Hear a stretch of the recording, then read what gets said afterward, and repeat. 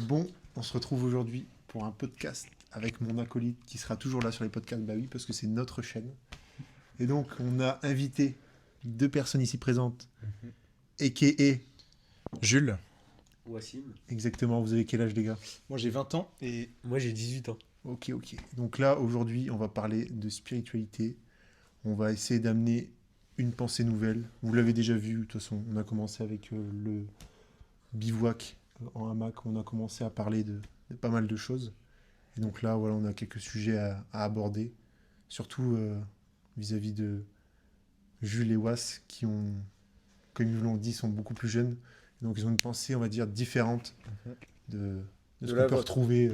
bien sûr.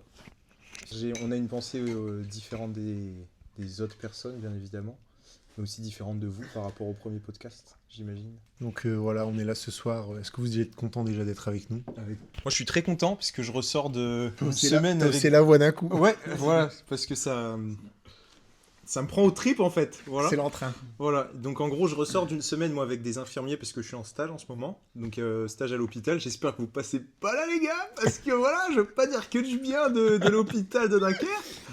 Voilà, donc ça fait une petite semaine que je suis en stage actuellement. Et donc, le stage, super, hein, c'est super, mais les gens qui travaillent là-bas, c'est différent, quoi. Voilà, l'ambiance, c'est pas mes amis, voilà, ils me manquent. Ils me manquent beaucoup, et vu que c'est des gardes, bah, j'ai pas l'occasion de voir beaucoup de gens, donc ça me fait très plaisir de vous accueillir ce soir. Mais voilà, ça va être un bon moment, donc oui, je suis très heureux pour ma part. Pourquoi tu dis qu'il y a une dissociation entre ce que pensent tes collègues et ce que toi, Et ce que moi je pense, c'est ça? je dirais déjà parce que je suis pas dans le monde professionnel, donc c'est quelque chose que je découvre un peu, Ah, parce que t'es encore en études, toi. parce que je suis encore étudiant, voilà. Et aussi que, bon, bah, j'ai jamais été habitué à des relations comme ça, où tout le monde se juge, tout le monde est un peu hypocrite, tout le monde parle dans le dos de tout le monde. En fait, j'ai l'impression de retrouver des relations que j'avais au collège avec des gens. Mais sauf qu'ici, on est dans le milieu professionnel avec Nathalie qui a 40 balais et qui sait pas se retenir de dire de la merde de sa collègue 2 minutes après lui avoir fait la bise, quoi. Donc voilà. Et c'est un peu triste pour les gens C'est ça. qui se font soigner. Et est-ce que tu penses qu'il y a un décalage Oui. entre ta vie personnelle et la vie professionnelle? Bah en fait, j'essaye de ne pas avoir de décalage. Justement, j'essaye de rester pleinement moi-même et en paix quand je suis dans le professionnel. Mais après, vu que je suis pas encore dans le professionnel, je dirais surtout quand je suis à l'école avec les gens, etc., que je connais pas forcément, puisque j'ai aussi beaucoup d'amis pour là, c'est différent. Mais avec des inconnus, ce que je réfère au professionnel, c'est encore quelque chose qui est compliqué pour moi, de rester pleinement moi-même. J'ai tendance à trop les caresser dans le sens du poil et pas assez m'affirmer, je dirais. Et ouais, c'est un peu quelque chose sur lequel bah, je travaille aujourd'hui avec le stage, c'est une bonne opportunité. Mais ouais, c'est un point qu'il faut que je continue d'entretenir. Ok. Bah, je vais faire un peu, voilà, l'avocat du diable. Dis-moi. Donc voilà, cette Cindy, comment tu l'appelais, c'est ça? Nathalie. Nathalie, c'est excuse-moi. pas son vrai prénom. C'est tous les... Oui, je sais, c'est... Mm. T'extrapoles. Mais cette Nathalie, voilà, t'es pas dans sa vie, tu sais pas ce qu'elle a vécu, C'est vrai. tu sais pas ce qui s'est passé dans la journée, pourquoi elle est comme ça, Mhm. ce qui s'est passé chez elle. Au final, toi, comment tu perçois ça, malgré tout? Je suis d'accord, je pense qu'il y a beaucoup de pression aussi de leur côté, puisque leur travail, il est assez compliqué. Et puis après, forcément, ils ont... Comment dire? Ils sont dans un milieu où toutes les énergies vont vers l'hypocrisie, etc. Donc si tu grandis dans un milieu pareil, bah forcément, tu vas évoluer en suivant ce mouvement. Et donc, si t'as pas la conscience derrière pour te dire, ah bah tiens, je suis avec des gens qui sont bas au niveau énergétique, pardon, et ben forcément tu vas te rapproprier leur énergie, même si à la base tu étais une personne différente, et ben forcément si tu grandis pendant plusieurs années ou plusieurs mois avec ces personnes-là, bah, tu vas t'aligner avec elles et au final malgré toi devenir comme elles si t'as pas cette conscience derrière de te dire ah bah Nathalie elle est gentille mais ça reste au travail et je reste moi-même quoi. Ouais, Was, dis-moi, du coup, toi, comment tu ferais pour te protéger et pour pas recevoir les mauvaises énergies des personnes? Toi, tu fais comment? Comment tu l'appliques ça? Ce que dit Jules. Voilà, en fait, quand je vois par exemple qu'il y a des gens qui vont vraiment me donner des énergies négatives, le mieux vraiment par rapport à ça, déjà, avant de se protéger, parce que malheureusement, vraiment, bah, c'est pas donné à tout le monde de savoir se protéger par rapport à ça, c'est juste de partir en fait, de pas rester à l'endroit où il y a ces mauvaises choses. Mais quelque part qu'est-ce que tu penses de la fuite? Parce que la fuite moi j'appelle pas ça de la protection. Parce que parfois, tu seras forcé de te confronter à certaines personnes, et c'est là que le vrai défi se trouve. Je pense que déjà d'une première part, vraiment si on n'a pas l'option de la fuite, ce serait juste d'accepter ça. Donc vraiment d'accepter ça. Vraiment de vraiment mettre notre âme et notre esprit un peu au-delà de la situation. Il faudrait faire en sorte qu'il y ait seulement notre corps physique qui soit là, un peu notre corps astral, notre âme, qui sont un peu au-dessus de ça. Donc vraiment, intérieurement, j'ai mon propre cocon et personne ne peut me toucher. Même si t'es énervé contre moi, etc. J'ai un peu mon bouclier. Et donc, personne ne pourra toucher ça et le détériorer. Ouais, donc en gros, tu le prends pas personnellement. Tout simplement. Dommage, on n'a pas notre quatrième acolyte. Par contre, lui, il est très bon dans le détachement. Ne rien prendre personnellement. Notre cinquième. Attends. C'est Attends.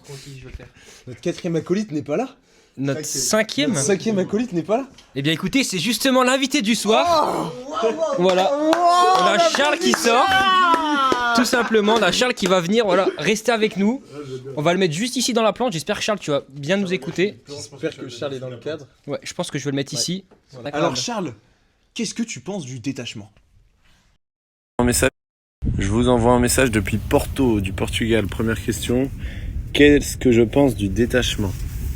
Et même plus que ça, comment est-ce que je fais pour me détacher? Alors c'est intéressant comme question. Et la meilleure réponse que je peux donner, c'est une pratique spirituelle hindouiste qui s'appelle le karma yoga. Ça s'appelle le détachement dans l'action. Donc le principe, c'est tout simplement que plutôt que de vouloir se détacher de toute chose, donc c'est-à-dire que moi je veuille me détacher de mes possessions physiques, de mon statut social, de mon confort, de tout ce que l'homme auquel s'attache, donc j'appelle ça les résistances, et tout ce qui est résistance, donc ça peut être en bonne santé, avoir suffisamment à manger, tous les désirs humains.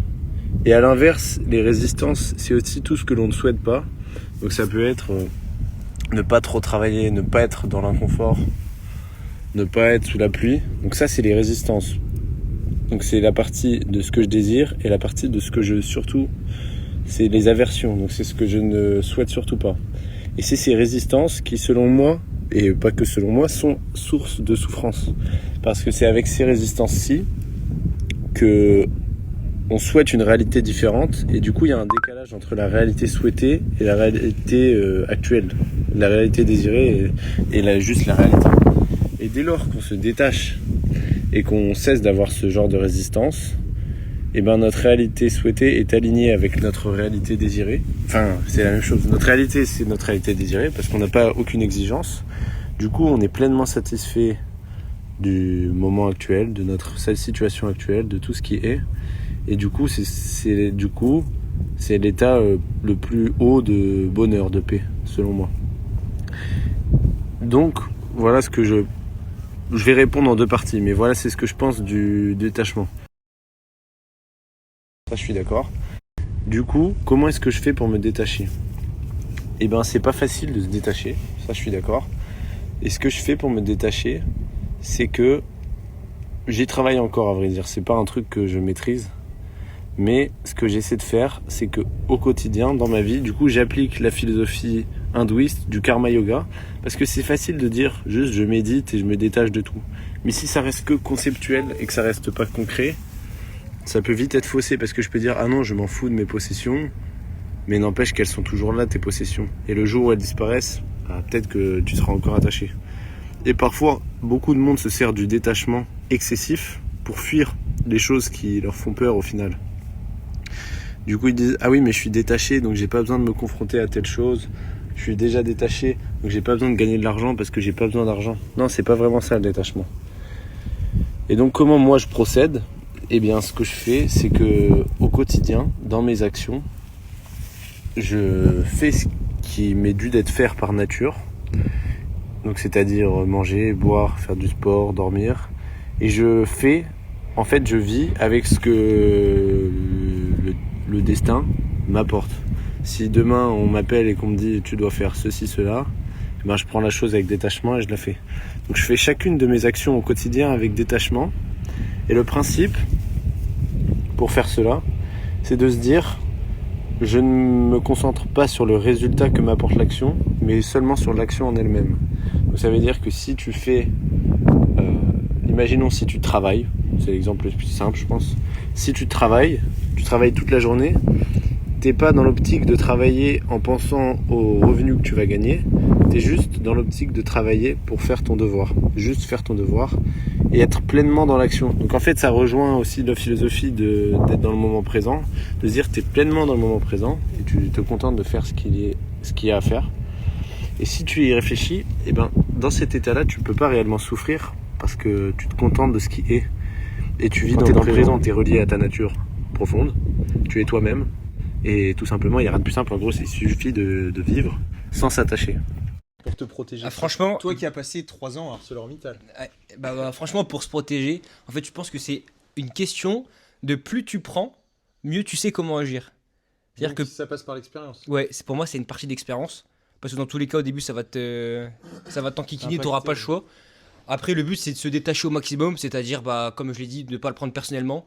Surtout en se disant que dans tous les cas, on prend le bon, mais on prend pas le mauvais.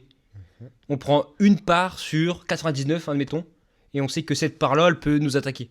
Les autres parts, on s'en fiche, puisque dans tous les cas, on n'est pas censé être concerné, puisque souvent les remarques qu'on se prend via les mauvaises énergies sont dues par les propres personnes qui te le disent. Exactement. Une journée qui s'est mal passée, exactement, leur propre monde. Voilà, si vous voulez quelque chose de plus concret, vous partez dans la visualisation, comme Voici vous l'a dit. Vous visualisez, comme expliqué, une sorte de bulle. De toute façon, vous avez tous des énergies autour de vous. Et vous imaginez une bulle impénétrable. Donc si quelqu'un va vous crier dessus, ou va être à côté de vous, va être anxieux, ou va stresser, votre inconscient, il va quand même capter les énergies de cette personne. Et donc vous allez dans tous les cas être affecté. Donc il faut vraiment passer par l'auto-persuasion. Et cette auto-persuasion va vous permettre de créer quelque chose d'incroyable. Enfin, ouais, vous avez compris, voilà, pour concrétiser les paroles de ce qu'ils disent, parce que peut-être ça vous paraît un peu abstrait. Et donc là, vous avez une méthode à peu près un peu plus concrète de comment vous protéger de votre environnement. Même si c'est compliqué parfois, si c'est dans une famille, vous êtes plus proche de des membres de votre famille, vous avez une relation beaucoup plus fusionnelle, et que malgré tout, vous avez beaucoup plus de négatifs que de positifs. Là, c'est, comme on expliquait, c'est le détachement. Malgré tout, on reste des êtres humains, et si vraiment on devrait vivre en tant qu'être humain, ce serait comme Charles l'a expliqué précédemment, c'est de se détacher de tout, et rien ne nous impacte, à part ce que nous faisons par nous-mêmes. Mais ce qui se passe autour de nous, rien ne devrait nous impacter. Et je peux te poser une question ? Si tu veux. Toi, à quelle fin tu utilises la visualisation ? Je l'utilise un peu dans toute ma vie en général. Pour la méditation ? Méditation, pour quand je veux accéder à un état donné, quand j'ai des objectifs, quand j'ai envie d'avancer dans ma vie. Ça me permet de concrétiser cette chose en visualisant. Et cette visualisation, vu qu'elle est réelle pour moi, elle deviendra réelle dans mon réel à moi. Okay. Même si elle ne sera pas réelle pour vous, elle sera réelle pour moi. Donc, est-ce que tu distingues bien la visualisation du moment présent ? Dans ta visualisation, tu vas, on va dire, tu vas émettre une pensée. Déjà, ta pensée, c'est un instant T. Parce que ta pensée, quand tu vas l'émettre, elle est déjà passée. Parce que c'est à ce moment-là où tu vas imaginer quelque chose, et cette chose que tu as imaginée est déjà passée. Sauf que quand tu fais une visualisation, c'est l'inverse, c'est que tu as imaginé quelque chose, du coup, cette pensée est déjà dans le passé, mais tu voudras amener quelque chose dans le futur. Ouais. Donc au final, le présent, entre guillemets, il n'a pas trop sa place dans cette visualisation. Le présent, ce serait plus d'être dans l'instant présent. Je visualise, j'ai la chose, je continue à penser que cette chose est là. Continuer le fait de la continuité. Tu fais bien comprendre aux gens que c'est deux choses totalement différentes. C'est ça. Pour moi, après, je ne sais pas si vous... Non, je te rejoins totalement, tu as totalement raison. Moi, j'ai une technique. J'ai une technique de visualisation que j'avais apprise pendant le GR, donc cet été, qui est extrêmement puissante. Et en gros, et c'est très simple, c'est du coup la visualisation, c'est le pouvoir de l'imagination. Et c'est juste, il faut visualiser votre version ultime de vous, donc qui a accompli tous ses objectifs, qui pour notre part, je pense que notre version ultime, elle est en paix, quoi, elle est éveillée à 100%. Et juste, vous allez récupérer les pensées et l'énergie de cette version de vous qui est dans votre esprit, et vous l'incarner. Et vous allez voir, c'est magique, votre vie va bien mieux se dérouler. Et si je peux prendre un exemple simple, imaginez que demain, vous allez copier la vie de Mike Tyson à son prime, quand il était boxeur. Et si tous les jours vous faites le même entraînement que lui, vous mangez pareil que lui, vous entraînez exactement comme lui, et ben vous vous doutez bien que vous allez finir par passer pro en boxe et avoir des performances énormes. Et ben c'est pareil au niveau de la visualisation, sauf que c'est simplement à partir de votre imagination. Et du coup, vous allez vraiment incarner la meilleure version de vous-même uniquement grâce à votre imagination. Et voilà, donc c'est très très puissant. Ok, donc du coup, pour revenir au sujet principal, qui est de comment se protéger finalement des mauvaises énergies. Donc pour revenir au sujet principal qui était de comment on peut gérer les frustrations énergétiques et comment ne pas les subir, c'est vrai qu'aujourd'hui, on voit que ce soit dans le milieu professionnel, autant professionnel même que personnel, les gens, ils ont du mal à gérer leurs émotions. Le fait qu'ils ne savent pas gérer leurs émotions, ça implique forcément ce problème-là énergétique. Ouais. Parce qu'ils ne se disent pas de comment je peux régler ça sans pouvoir impacter les autres. Et aujourd'hui, les gens sont égoïstes vis-à-vis de ça, mais ils sont inconscients. Moi-même, des fois, j'en suis inconscient. Enzo subit mes caprices, mais inconsciemment, puisqu'en fait, moi, je ne sais pas que je suis de mauvaise humeur ou que je balance mes mauvaises énergies. Oui, mais le souci, je dirais, Hugo, c'est que ça se trouve partout. Tu vois, tu vas faire du sport, tu vas faire du tennis. Pour en revenir au tennis, tu vas avoir encore une fois des grands mecs de 40 ans qui vont rager, éclater leur raquette. Tout ça pour dire qu'il y a beaucoup de gens qui ne maîtrisent pas leurs émotions, etc. Et tu le retrouves partout dans tous les domaines, que ce soit professionnel, personnel, dans le privé, peu importe. Et c'est dû à quoi tu penses qu'il y a une expansion de ce fait Après, t'es plus jeune. Bon, je veux pas dire que je suis plus vieux que toi, je suis plus vieux que toi de 2 ans. Mais t'as pas vécu, on va dire, il y a 10-15 ans, Bien sûr. Les parents, comment ils étaient vis-à-vis de là. Mais est-ce que déjà, juste sur le peu de temps que toi tu vois, est-ce que tu as vu quand même une évolution vers ce manque de... Je sais pas comment était le monde avant, mais je sais que quand j'avais parlé d'éducation tout à l'heure, je sais qu'avant c'était encore pire que ce que ça peut être aujourd'hui. Mais après, bon, je pense que dans la globalité, ça fait un moment que la majorité des humains ne maîtrisent pas leurs émotions. Ok, donc du coup, Jules, pour revenir à ce que tu disais, j'ai une petite question pour bien comprendre ton raisonnement. Est-ce que pour toi, le fait qu'on soit plus nombreux, on tend plus vers l'évolution ou vers la régression pour toi ? Je pense que tout dépend de qui prend le lead au début et qui va conduire la population. Tu vois, si tu as imaginons un moine bouddhiste à Moji, je ne sais pas si vous connaissez Moji. Enfin bref, si tu as quelqu'un de très développé, que ce soit spirituellement ou peu importe, qui prend le lead et qui dit tout de suite quoi faire, bien que ça arrive très rarement aujourd'hui, forcément ça va tendre vers la progression. Mais je pense qu'aujourd'hui, plus il y a de gens, plus ça part en couille. Clairement, on peut observer les guerres actuelles, tout part littéralement en couille. Les réseaux sociaux, ça part en couille. Voilà, donc aujourd'hui, pour toi, Jules, on est sur une tendance régressive. Ouais. Non, on est sur une tendance... ouais, bien sûr, régressive. Il n'y a pas plus régressif qu'aujourd'hui. Au final, ça devrait être quand même l'inverse, parce qu'au plus il y a de personnes, au plus on peut réfléchir ensemble, et au plus on peut évoluer dans le bon sens. Le monde est paradoxal. Donc, voilà. Tout est paradoxal. Exactement, tout est gris, rien n'est blanc, rien n'est noir. Exactement. Tu veux quelque chose, tu auras le contraire. C'est ça. Wassim, toi qui es religieux, est-ce que tu arrives bien à dissocier ta religion de, je vais pas dire de ta spiritualité, parce que la religion c'est une spiritualité, mais de l'éveil de ta conscience en tant que tel? Est-ce que tu fais une dissonance ou est-ce que pour toi les deux sont liés? Alors pour moi, les deux sont liés totalement. Pourquoi ? Parce qu'une religion déjà est faite pour croire en un Dieu. D'accord ? Moi je vous donne un exemple, moi je suis musulman. Du coup, moi je crois qu'en un seul Dieu. D'accord ? Et ouais, je suis monothéiste, c'est ça. Enfin, c'est une religion monothéiste.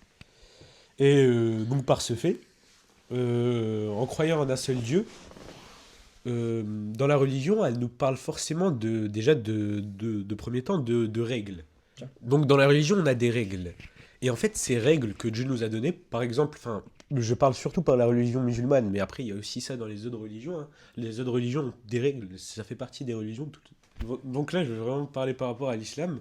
En islam, dans les règles de l'islam, on est obligé de prier, d'accord ? Donc vraiment, ça, c'est quelque chose d'obligatoire. On est obligé de faire 5 prières par jour. Le fait d'avoir ces règles de prière, par exemple, ça va inconsciemment, pour vraiment les personnes, par exemple, qui suivent les règles à l'aveuglette, nous élever spirituellement. Parce que le fait de prier, vraiment de se concentrer et de prier, par exemple, pour un seul Dieu, pour nous les musulmans, vraiment ça, c'est déjà un travail spirituel. On pourrait peut-être comparer ça à un peu de la méditation. On parle à Dieu, et encore mieux si on comprend ce qu'on dit, ça nous éveille spirituellement, mais vraiment super bien, quoi. Non, c'est pour rebondir sur tout ce que tu disais, que voilà, il y avait quand même une différence entre la méditation et la prière. Pour moi, personnellement, je pense que c'est totalement pareil. La méditation et la prière. Non, personnellement, voilà, je voulais dire que je suis pas croyant sur une entité unique. Pour moi, je vois quelque chose de plus grand, mais je ne pourrais pas la définir par le fait d'une religion ou autre. Mais prier et méditer, pour moi, c'est deux aspects totalement similaires. Parce qu'au final, on va amener un certain rythme, un certain rythme de conscience. L'aura va bouger, fluctifier dans un certain mouvement. Parce qu'on va amener son cœur à se détendre, le muscle va se détendre et on va amener une sorte d'état relaxatif. Et au final, c'est totalement... Au final, on a à peu près le même objectif, même si vraiment, moi, je prie... Par exemple, en tant que musulman, on prie seulement pour un dieu, quoi. Mais vraiment, la base que compose la prière et la méditation, c'est à peu près la même. Je ne vais pas dire que c'est exactement la même chose, parce que c'est quand même un peu différent. On a à peu près le même objectif, mais c'est pas totalement le même. Mais oui, c'est surtout pour l'éveil spirituel, comme tu as dit, et franchement, tu as totalement raison là-dessus. Et du coup, à quoi elle sert ta prière? Pourquoi tu fais ta prière? C'est comme quand on médite. Pourquoi on médite, toi, en l'occurrence, pourquoi tu fais ta prière? C'est quoi? C'est pour te recentrer sur toi-même? C'est pour te recentrer sur toi-même, mais également faire une introspection via Dieu? Pour toi, c'est pourquoi tu fais tout ça? Je me permets juste de rajouter à ce qui vient de dire Hugo. Est-ce que tu sens une différence en le faisant par obligation ou par conviction, par envie, comme dit Enzo, comme pour la méditation? Parce que la méditation, tu l'as fait pour toi. Tu l'as fait pas pour que tu puisses être conduit au paradis ou quoi que ce soit. Ouais, exactement. Bah déjà, de un, c'est obligatoire. Donc oui, pour quelqu'un vraiment qui comprend pas pourquoi il fait ça, ça va être un peu difficile. Donc vraiment, il y a des personnes qui vont vraiment le faire par obligation. Oui, il faut le faire par obligation, c'est obligatoire. Donc là-dessus, on est tous d'accord. Maintenant, si on comprend pas pourquoi on le fait, c'est un peu plus chiant que de savoir pourquoi on fait ça. Donc, moi, j'ai une question qui est pour un peu tout le monde. Bon, Wassim, du coup, lui, c'est un peu inné puisque forcément, ses deux parents sont religieux à la base. Donc, il a fait forcément le choix, mais bon, c'est quelque chose qui lui est venu. Mais du coup, pour commencer, on va commencer par Enzo, après Hugo. Et après, ce sera moi. Mais comment vous avez eu cette première prise de conscience? Comment vous avez eu votre premier déclic vers la spiritualité et vers l'éveil? Donc le premier déclic, pour moi, il était dans mon expérience de vie. Ok. Donc c'est-à-dire, il y a une situation donnée qui m'a permis de comprendre comment je devais avancer dans ma vie. Et cet éveil, il est fait, comme j'expliquais, comme je le disais, comme on l'avait expliqué sur le podcast à Mac Bivouac. Ouais. On avait dit que voilà, c'est dans les choses négatives qu'il faut trouver le positif, et c'est là que débute pour moi le vrai éveil. Car tout est expérience. Exactement, et que vous pouvez le voir, de toute façon, on va en parler, mais dans chaque situation du quotidien, chaque problème que vous allez avoir, si vous prenez le temps d'y prêter attention et de trouver les bonnes choses, vous allez voir, vous allez commencer à comprendre et vous ouvrir au monde. Et cette ouverture, elle va commencer aussi à ouvrir vos chakras, et ce troisième œil, entre autres, qui va ouvrir la conscience du monde. C'est ce qui s'est passé pour toi d'ailleurs. Dans une situation négative, t'as pu ressentir beaucoup de positif. Exactement, c'est ce que j'essaie Parce que toujours. t'en avais marre du négatif, quoi. Tu t'es dit. Exactement. Bon, habituellement, je le faisais aussi beaucoup en sport. Ok. En sport, je le faisais. Ce qui est très récemment. Ce qui m'a aussi permis d'avoir entre autres une base. Je l'ai vu en sport et je me dis, ah tiens, à ce moment-là, est-ce que je peux pas le mettre dans ma vie en général? Ouais, je comprends. Donc moi, me concernant, pareil, c'est un élément déclencheur qui est venu. Après, voilà, c'est une petite graine qui va pousser. Mais j'ai vraiment l'élément déclencheur qui est venu. Et c'est après, voilà, c'est la curiosité qui m'est venue. J'ai commencé à me poser des questions sur comment moi je peux me comprendre moi-même, comment je peux comprendre le monde en général. Et voilà, après, c'est un tout. Je pense que dans tous les cas, la spiritualité, vous l'avez intérieurement. C'est vous qui refusez de la voir parce qu'on la trouve dans les mauvaises situations. Et ici, on vit tous des mauvaises situations, que ce soit tous les semaines ou tous les jours. C'est-à-dire que tout le monde est capable de la voir, mais il n'y a pas tout le monde qui a envie de la voir parce qu'on sait que ça fait mal, parce qu'on sait que c'est des douleurs. Mais une fois qu'on a passé ce cap-là, c'est que du bonheur. Ok. On s'ouvre, on est curieux, on a une ouverture d'esprit, comme Enzo le dit, pour ceux qui arrivent vraiment à avoir un troisième œil ouvert, là c'est une prise de conscience absolue. Et tiens, excuse-moi, petite question pour toi, Hugo. Qu'est-ce que tu dirais au Hugo qui vient de découvrir la spiritualité? Quel conseil, s'il y avait un seul conseil à lui donner, ce serait quoi? Si je devrais donner un conseil au Hugo de moi qui était plus jeune, Ouais. c'était que j'étais sur la bonne voie. Et je peux pas m'en vouloir parce que si je l'ai pas découvert plus tôt, c'est parce que l'élément déclencheur n'était pas encore arrivé. C'est ça. Mais le conseil que je dirais, c'est de foncer, de lire encore plus de bouquins, de me renseigner, de devenir encore plus curieux que je l'étais. Mais c'est juste que dans tous les cas, en fait, je pense que j'étais sur le bon chemin. C'était ma destinée. Et voilà, moi j'ai pris ce temps-là, donc ça met 17 ans que j'ai commencé. Je pense que si j'aurais écouté ça à mes 16 ans, peut-être que j'aurais été dégoûté et je serais jamais devenu comme aujourd'hui. Ok. Donc je pense que je l'ai reçu, j'ai eu cette prise de conscience au bon moment, au bon endroit, avec le bon élément déclencheur. Et tout ça lié fait qu'aujourd'hui je suis le Hugo d'aujourd'hui. Hugo, s'il y avait un conseil maintenant que tu pourrais te donner au Hugo actuel. Et aussi, entourez-vous des bonnes personnes, comme il a dit, des personnes qui veulent avancer, évoluer.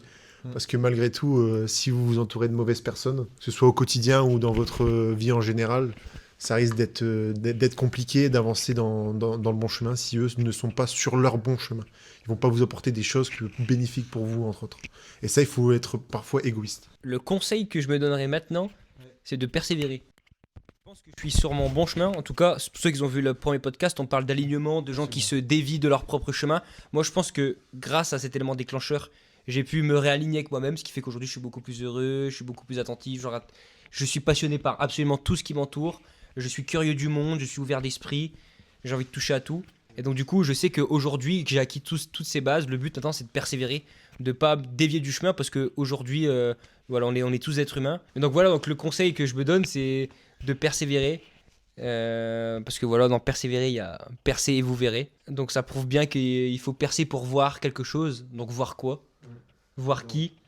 Ça, je sais pas. En tout cas, si c'est pour voir quoi, peut-être pour voir une spiritualité encore plus approfondie.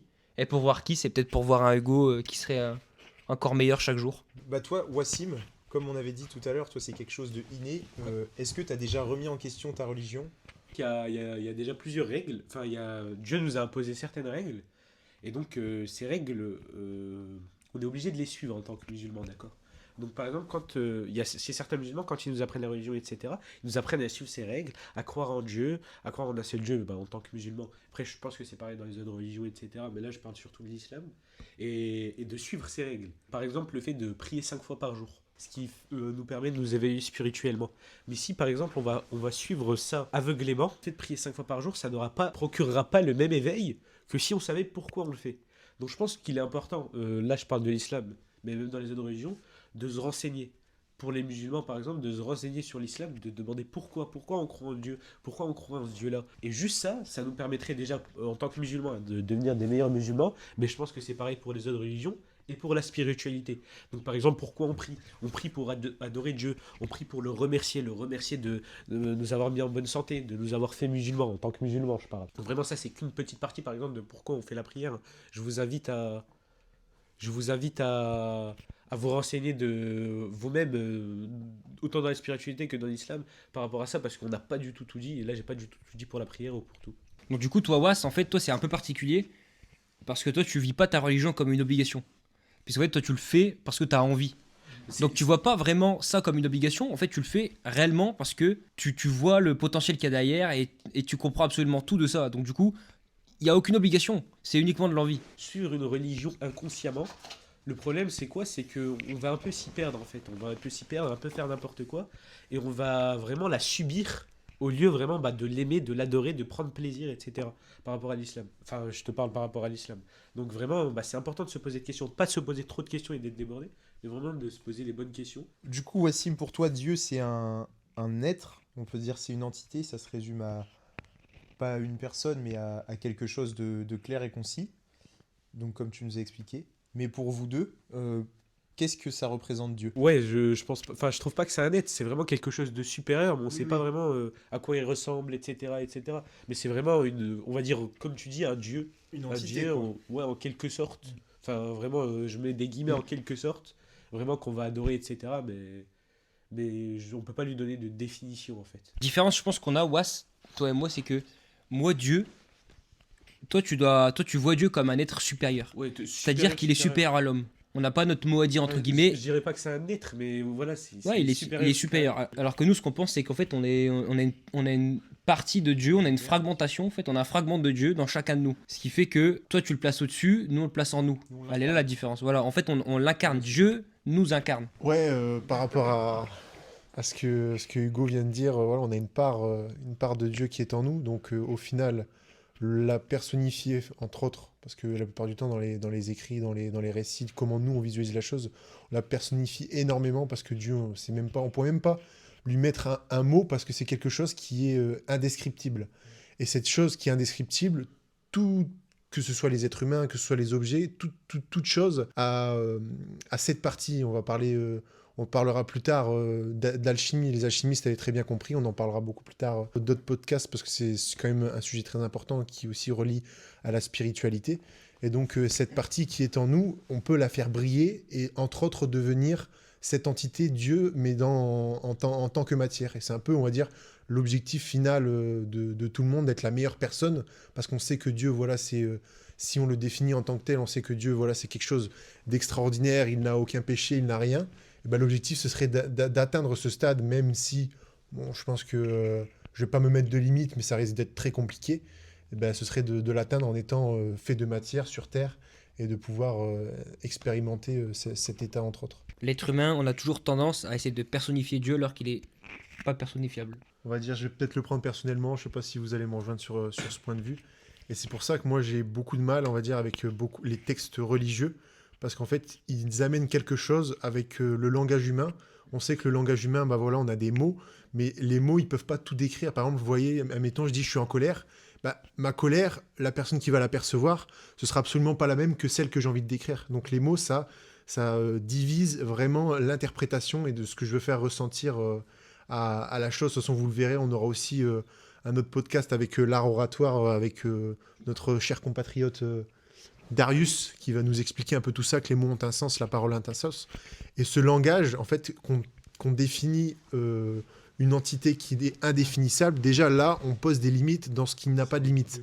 Donc à partir de là, pour moi, c'est pour ça que les textes religieux, je les prends avec des pincettes parce que c'est quelque chose que tu ne peux pas définir et c'est des personnes qui ont voulu définir un langage par rapport avec un langage, quelque chose qui est encore plus grand que le langage humain. Voilà. Moi aussi, là où j'ai peur, c'est que dans les textes religieux, comment tu peux savoir ce que Dieu il a voulu transmettre alors que toi, t'es un être humain et que ça se trouve, t'es même pas capable de comprendre ce que lui, il a essayé de t'enseigner. Comment toi, tu le prends? Est-ce que finalement, toi qui comprends le texte religieux comme ça, tu penses réellement que c'est le message qu'il a voulu te faire passer ou est-ce que c'est ta propre perception de la chose? En fait, c'est super intéressant ce que tu dis. Et là, vraiment, je vais parler par rapport au point de vue de l'islam. En fait, le problème, c'est que les êtres humains, ils les ont un peu interprétés eux-mêmes, etc., etc. Ce qui fait que ça a changé au cours du temps. D'accord?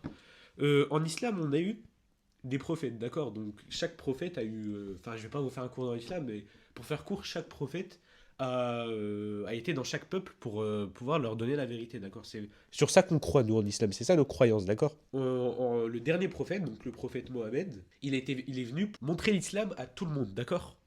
Donc vraiment, c'est lui qui nous a donné les textes religieux, qui nous a dit comment les interpréter, etc. Parce que vraiment, c'est un envoyé de Dieu, d'accord?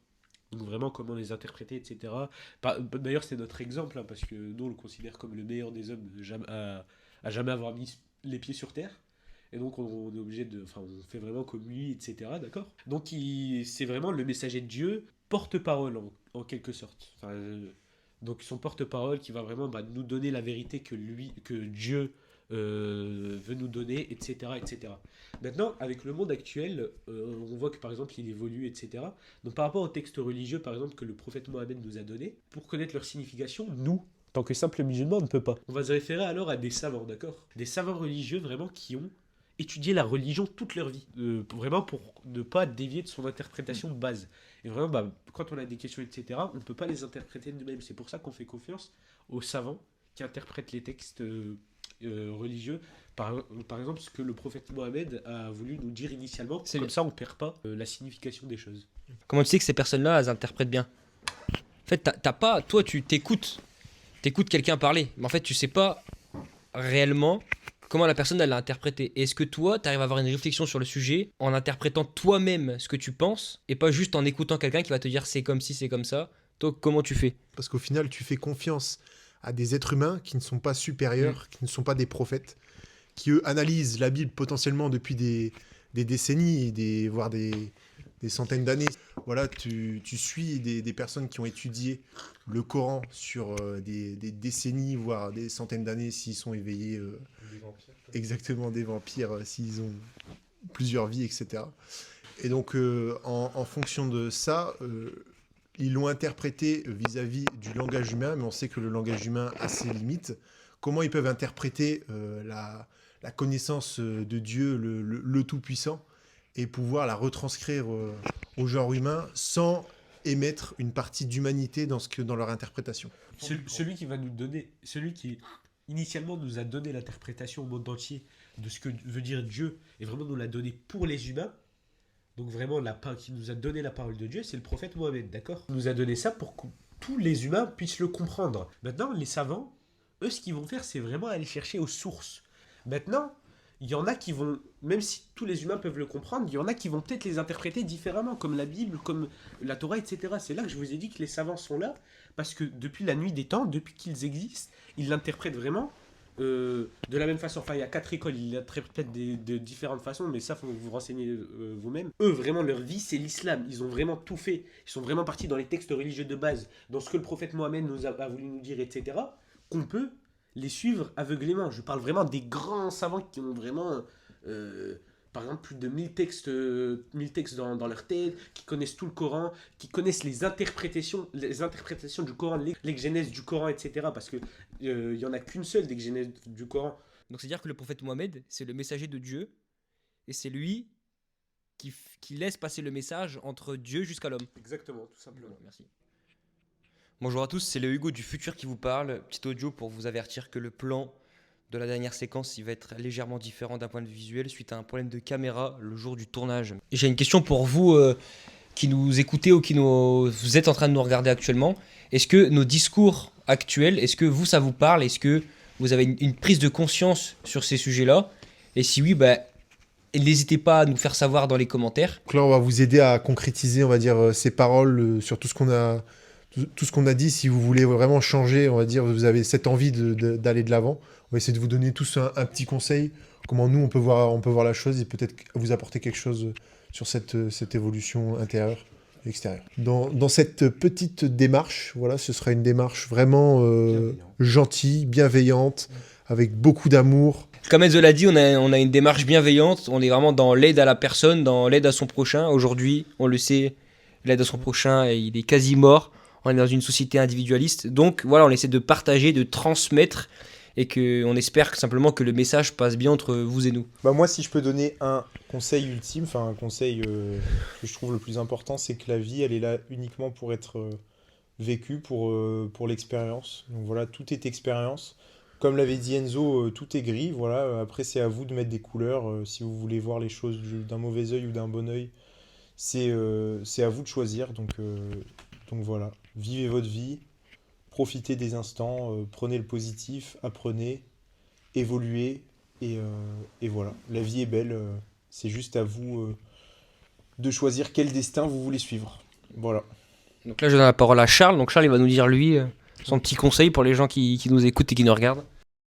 Le conseil que j'aimerais donner aux gens, et qui pourrait, moi qui m'a aidé à être plus heureux de manière simple, et d'être plus spirituel, c'est de ne pas se faire avoir par des processus compliqués, psychologiques, où tu te renfermes dans des impasses au final. Tu te dis, il faut que je fasse ça, il faut que j'ai une routine de vie parfaite, ou il faut que j'adapte tel état d'esprit, il faut d'abord que je sois parfait. Non, en fait, pour moi, le conseil, c'est revenir au plus simple. Juste revenir au plus simple, vivre une vie équilibrée, dans laquelle tu te sens aligné. Et surtout appliquer la philosophie du détachement au quotidien. Vraiment vivre dans l'environnement où tu te sens le mieux, bien entouré, une vie équilibrée, où tu maîtrises ta vie, tu fais les choses qui te plaisent Et tu appliques surtout la philosophie du détachement. Et laisser les choses, le cours des choses se préparer pour toi. Laisser les choses se faire toutes seules. Et si tu es dans le bon état d'esprit et dans les bonnes actions, ça se fera bien de toute manière. Donc c'est tout simple, c'est juste vivre simplement de manière alignée. Merci Charles, merci. Donc moi, mon petit conseil voilà, qui m'a beaucoup aidé, c'est d'essayer de vous mettre dans des conditions, dans des situations vraiment de stress intense. Et de pouvoir gérer ce stress intense dans ces situations va vraiment vous permettre d'avancer dans votre vie, parce que vous allez vous dire, vous allez avoir un référentiel de « Ah oui, à ce moment-là, j'étais dans un ressenti vraiment atroce, mais malgré tout, j'ai réussi à avancer dans l'adversité. » Et donc après ça, vous pourrez vous référer quand vous aurez un nouveau problème de ce genre. Pour terminer, pour moi, je pense que déjà, mettez votre ego de côté, ça va déjà arranger beaucoup de choses. Je pense que l'ego, c'est votre pire ennemi. On vous a parlé d'ego et en fait, il faut savoir bien définir l'ego. Donc, ce que j'expliquais par rapport à l'ego, comme Hugo lui disait bien, c'est définir l'ego. Et parce que nous, habituellement, entre autres, en général, on dit que l'ego, c'est avoir de la fierté ou avoir de l'arrogance. Alors que l'ego, ça n'a rien à voir. C'est une entité qui est propre à nous et qui nous permet de nous maintenir en vie et d'avoir nos éveils en alerte, d'avoir ce système de survie qui est toujours là. Donc, c'est-à-dire dans une situation donnée, il va essayer d'être dans le moins l'inconfort possible parce que c'est génétiquement inscrit en nous. C'est biologique, c'est-à-dire que l'ego, lui, c'est il y a un danger, je cours. Il y a si, je fais ça. Il y a si, je fais ça. Réactivité. Et ça, il faut réussir à le dompter. Et c'est pour ça qu'on va parler d'ego. Du coup, ce que je dis, c'est que je pense que c'est bien de mettre l'ego de côté. De toute façon, dans tous les cas, ça va vous jouer des mauvais tours. Voilà. Ayez au moins cette conscience de dire, voilà, dans ces situations-là, j'apprécie pas ce que la personne me dit ou ce que la personne fait, mais voilà, je mets mon ego de côté et j'essaie de pousser à la conversation pour comprendre le point de vue en face. Donc expérimenter, c'est comme ça qu'on trouve la clé du coup. Exactement, la clé au bonheur. Donc voilà, on va finir sur ce magnifique podcast. Le bonheur. Et le bonheur, c'est à... La bonne heure. Et la bonne heure, c'est à... L'instant présent. Exactement. Merci à vous.